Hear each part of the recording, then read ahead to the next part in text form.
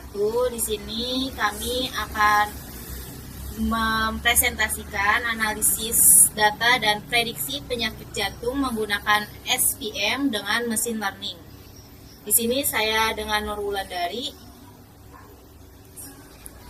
Di sini ada latar belakangnya, yaitu penyakit jantung merupakan ancaman kesehatan global yang memerlukan perhatian serius.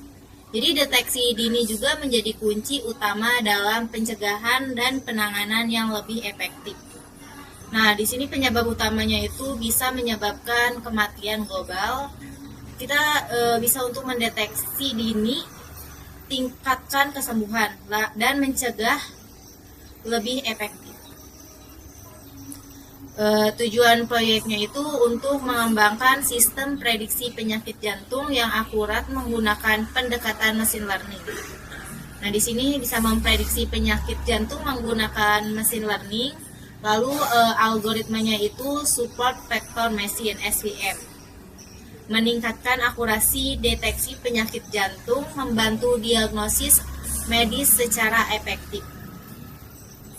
Nah, di sini kami mengambil datasetnya itu berasal dari Kaggle yang berisi data klinis pasien untuk analisis dan prediksi penyakit jantung menggunakan machine learning.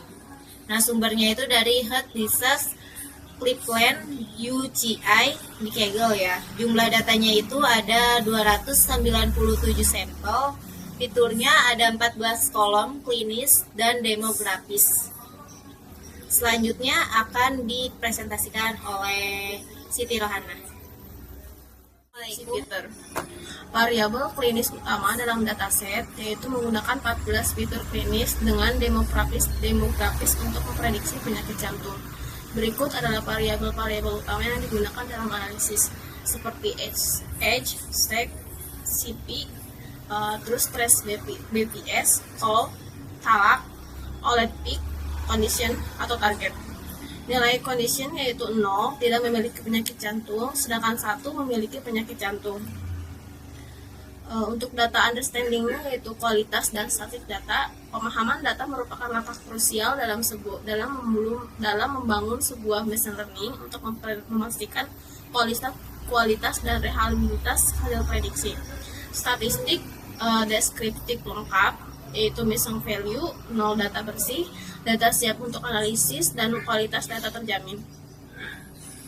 Distribusi target memahami sebaran data penyakit jantung. Dataset memiliki 2 kelas target yang menunjukkan kondisi pasien, yaitu label 0 untuk tidak sakit jantung, label 1 sakit jantung. Distribusi data cukup seimbang baik untuk klasifikasi SPM.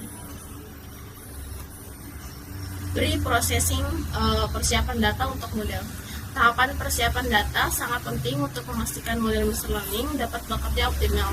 Data mentah perlu diolah sebelum digunakan dalam pelatihan model SPM. 1. Untuk memisahkan fitur X dan target Y dari dataset. Membagi data menjadi training dan testing dengan rasio 80/20 untuk validasi model.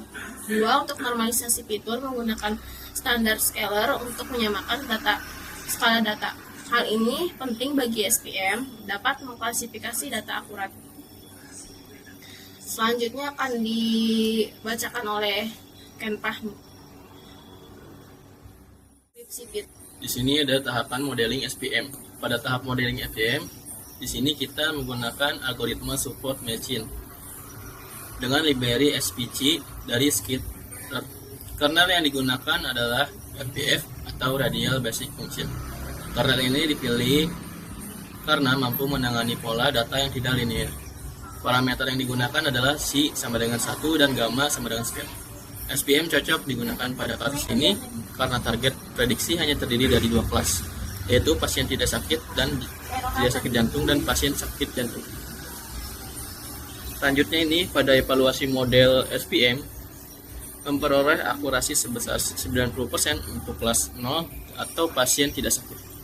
Nilai recall mencapai 100%, artinya seluruh pasien yang memang tidak sakit berhasil dikenali dengan benar. Sedangkan pada kelas 1 atau pasien sakit, precision mencapai 100%. Artinya setiap pasien yang diprediksi sakit oleh model benar-benar termasuk ke dalam kelas sakit. Namun, recall kelas 1 masih sebesar 79%. Nah, sehingga masih terdapat pasien sakit yang belum berhasil terdeteksi. Oleh karena itu, model masih perlu ditingkatkan terutama untuk mengurangi false negatif. Selanjutnya ini ada pada hasil confusion matrix, kelas 0 ini menunjukkan pasien tidak sakit jantung, sedangkan kelas 1 menunjukkan pasien sakit jantung. Dari hasil yang diperoleh, model berhasil memprediksi 32 pasien tidak sakit dengan benar, dan 22 pasien sakit diprediksi sakit dengan benar. Namun terdapat 6 pasien yang sebenarnya sakit, tapi diprediksi tidak sakit oleh model. Nah, total prediksi benar adalah 54 dari 60 data testing, sehingga akurasi model sebesar 90%. Meskipun hasilnya cukup baik, model masih perlu ditingkatkan untuk mengurangi false negatif, khususnya pada kelas pasien sakit jantung. Lalu di sini ada codingannya. Kita menggunakan library dari Pandas, NumPy, Matplotlib, import Seaborn dan screen dan SPC dan screen ngetik. Di sini kita transformasi dataset dulu. Dihitung berapa jumlah data hilangnya. Di sini data hilangnya itu tidak ada. IP datanya itu integer. Lalu eksplorasi data analisis ini kondisinya itu jumlah pasiennya berapa yang sakit jantung dan penyakit jantung. Di sini ada heatmap korelasinya. Lalu di sini menentukan targetnya itu condition. Lalu kita di split datanya sebesar 60% dan 80% dan 20%. Random step.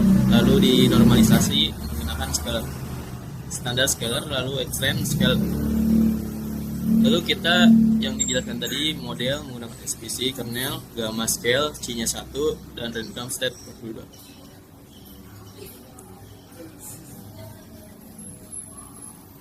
Nah, di sini yang berdasarkan hasil tadi, ikuti yang dari codingan saya. Nah, kesimpulannya, efektivitas model SPM berhasil memprediksi penyakit jantung dengan akurasi 90%. Model menunjukkan performa yang baik untuk klasifikasi, namun perlu meningkatkan recall pada kelas penyakit jantung untuk mengurangi negatif false.